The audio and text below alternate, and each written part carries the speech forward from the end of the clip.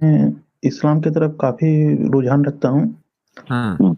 और हो सकता है कि मैं इस्लाम कबूल भी करूँ। जी, जी। 1-2 सवाल होंगे ना? जी सर, जो भी मेरा मन में सवाल है तो मैं पूछना ही चाहूँगा। सर अच्छा, क्या तो आप हिंदुइज्म में आप कोई खास अब इंटरेस्ट नहीं रह गया? सर, हिंदुइज़्म के बारे में मैं काफ़ी पढ़ा हूँ। हम्म। कुछ बहुत ही अटपटा भी चीज़ लगते हैं उसमें, हम्म। इसलिए। 2-3 मिसालें दें। सर, मैं छोटी जाति से हूँ। ठीक है, तो आपको जो हिंदुइज्म की जो एक प्राइम फीचर है कास्टिज्म और ऑपरेशन ऑन क्या कहते हैं उसको, दलित्स, ये जो जी, ये जो उनका एक प्राइम फीचर है, आपको इससे जो है वो मसला है, ठीक? मैं ये जानना चाहता हूँ कि क्या इस्लाम में वेजिटेरियन अगर कोई रहा तो मतलब मुसलमान हो सकता है? हाँ, एक आदमी अगर किसी को गोश्त खाने का शौक नहीं है तो इस्लाम गोश्त खाने को कोई जबरदस्ती तो है नहीं, यानी इस्लाम में ऐसा नहीं है कि गोश्त खाने ही खाना है। हाँ, अगर आप ये कहेंगे कि जी नहीं, गोश्त जो खाएगा ना वो अच्छा आदमी नहीं है, जालिम है। ये अन इस्लामिक है। हाँ, आप अपनी चॉइस है आपकी खाने की, हलाल, एज लॉन्ग एज आप हलाल खा रहे हैं और हलाल कमा कर खा रहे हैं। सिर्फ हलाल खाना नहीं है, बहुत से लोग ऐसे होते हैं कि कमाई उनकी हराम की और जैसे ही गोश्त लेने जाएंगे पूछेंगे कि झटके का है कि जबिया का। और भाई पहले अपनी, वो भी जरूरी है, मैं नहीं कह रहा हूं कि ये मत पूछो, लेकिन वो भी जरूरी है कि आदमी हलाल कमाए और हलाल खाए। अब आपने मान लीजिए आपकी जो सोर्स ऑफ इनकम है वो हराम है, लेकिन आप ये कह रहे हैं भाई मैं तो वेजिटेरियन खा रहा हूं, मैं तो बहुत, मेरा बिल्कुल एकदम हेल्थी खाना है, हेल्थी होगा लेकिन वो स्पिरिचुअल नहीं है। तो बाकी गोश्त खाना कोई जरूरी नहीं है इस्लाम में। तो सर ये जो आप जो पर्व होता है, कुर्बानी नामक पर्व है, हाँ। उसमें जो मांस किया जाता है तो उसको खाना कंपल्सरी है? नहीं नहीं नहीं, मैंने कहा ना कि आपको बहुत सारे मुसलमान हैं कि जो गोश्त उनका दिल नहीं चाहता किसी भी वजह से, तो वो कुर्बानी करते हैं लेकिन गोश्त नहीं खाते। कभी आपने गोश्त नहीं खाया?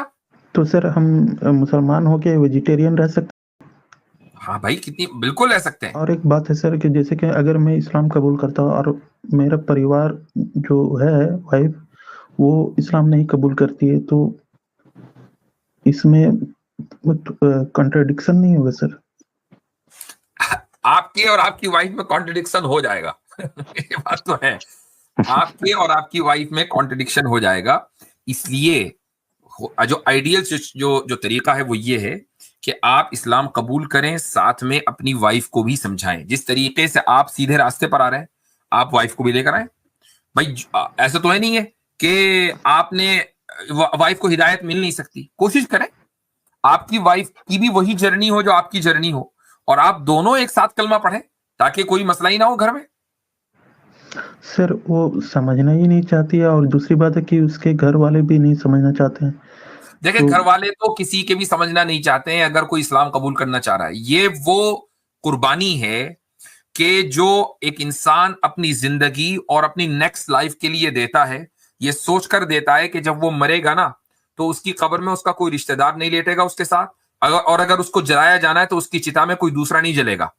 उसको खुद ही कब्र में लेटना है और खुद ही अपना हिसाब किताब करना है। आगे की जिंदगी में अच्छाई है तो उसके लिए, बुराई है तो उसके लिए, कोई दूसरा नहीं आएगा।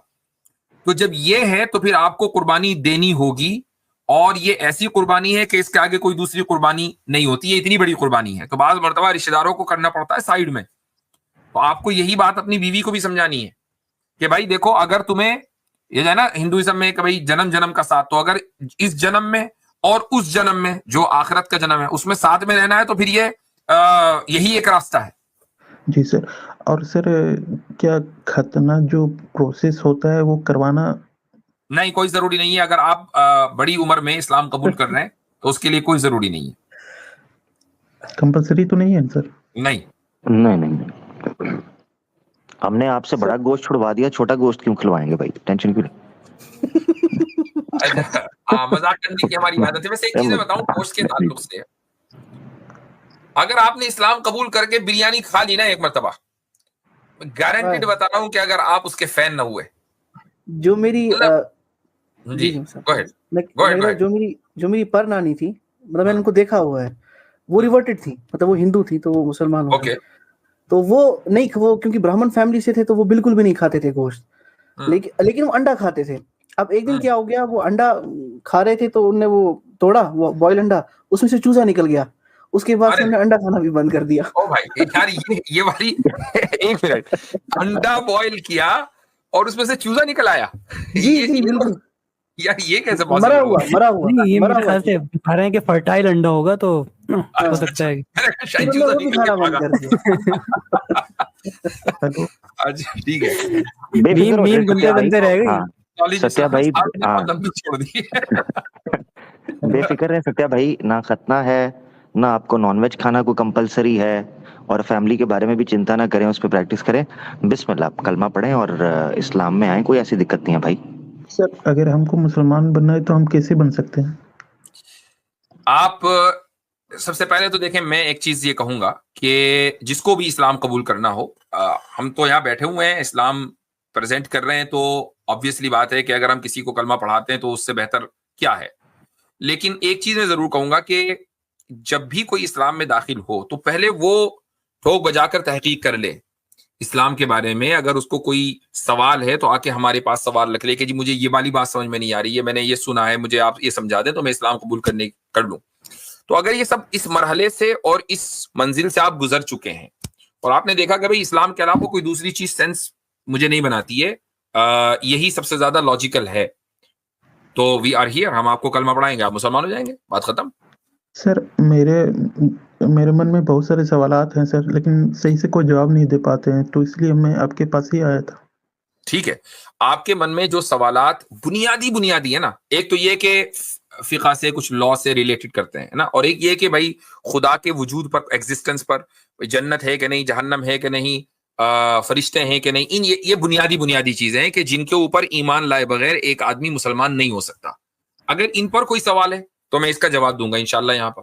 और अगर आपको कोई इधर उधर कहीं आपने किसी मुर्तद एक्स मुस्लिम की स्ट्रीम के ऊपर कोई झूठ सुन लिया था तो उस झूठ का क्या हम जवाब दें, तो उसमें यह है कि पहले आप ठोक बजाकर जो बुनियादी अकीदे हैं वो अपने दुरुस्त कर लें, इस्लाम कबूल करें, फिर कोई सवाल हो तो हम जवाब उसका देंगे। जी सर क्या कुरान को पढ़ना, जैसे कि अरबी हमको नहीं आती है, तो हम कैसे पढ़ सकते हैं?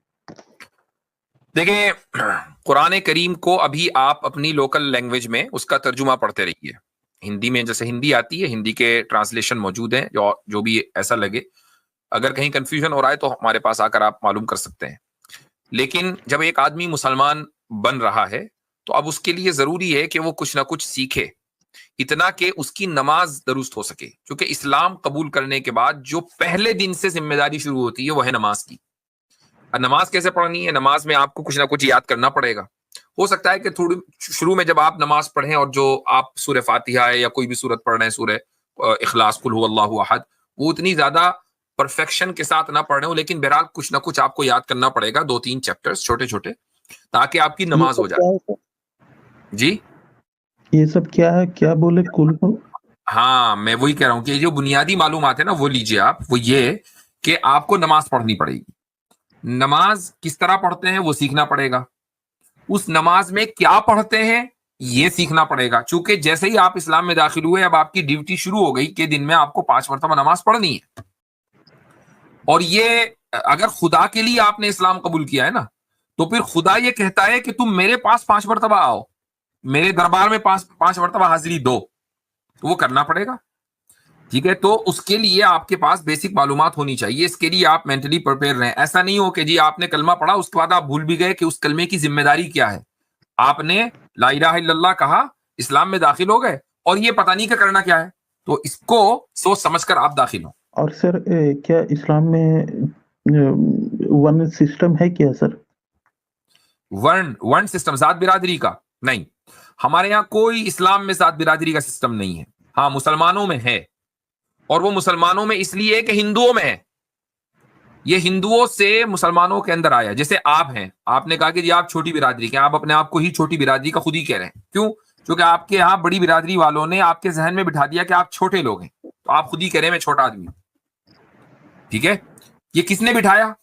उन बिरादरी वालों ने बिठाया ना, कि जो आपके ऊपर जुल्म करते आ रहे थे, आपके ऊपर अत्याचार करते आ रहे थे सदियों से।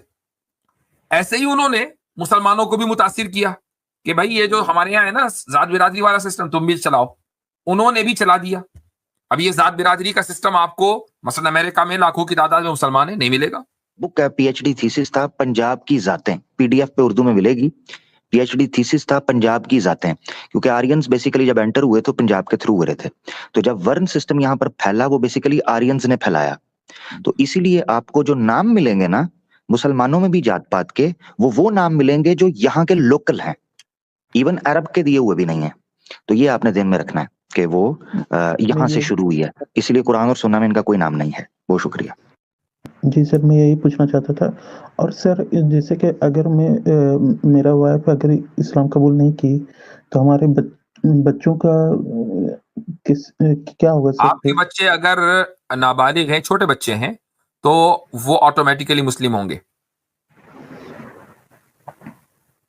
सर इसकी अम्मी तो क्या बोलते हैं, अम्मी बोलते हैं सर आपके यहाँ? हाँ, वो आप मदर बोल रहे हैं, माँ बोल रहे हैं, कोई मसला नहीं है, वो उर्दू का लफ्ज है, वो उसका रिलीजन से कोई ताल्लुक नहीं है। आप ये कह रहे हैं कि उसकी जो मदर है वो मुसलमान नहीं है, तो बच्चे बड़े हो जाएंगे तो वो खुद डिसाइड कर लें कि बनना क्या है, लेकिन जब तक कि वो छोटे हैं तो उनको मुसलमान ही माना जाएगा। तो सर उसकी माँ तो हिंदू होगी ना? तो इससे क्या फर्क पड़ता है? यानी आप ये कह रहे हैं कि बच्चे जो है वो हिंदू होने चाहिए चूंकि माँ हिंदू है। जी सर। हाँ, लेकिन अगर आप खुद ही इस्लाम कबूल करके सही रास्ते पर आ गए और माँ गलत रास्ते पे चल रही है, तो आप चाहेंगे कि आपके बच्चे गलत रास्ते पे चले? सर वो कुछ ज्यादा मंदिर उंदिर जाते रहती है, पता नहीं क्यों। हाँ, तो आप भाई, आपकी एक अथॉरिटी है, अगर बिल्कुल ही आपने एकदम सरेंडर किया हुआ तो बात अलग है, लेकिन कम से कम इतनी आवाज तो आपकी निकलनी चाहिए कि भाई ठीक है, तुम्हें जो करना है माथे इधर उधर टेकने तो टेको, लेकिन मेरे बच्चों को उधर ले जाने की जरूरत नहीं है। तो वी आर हियर, हम आपको कलमा पढ़ाएंगे, आप मुसलमान हो जाएंगे, बात खत्म।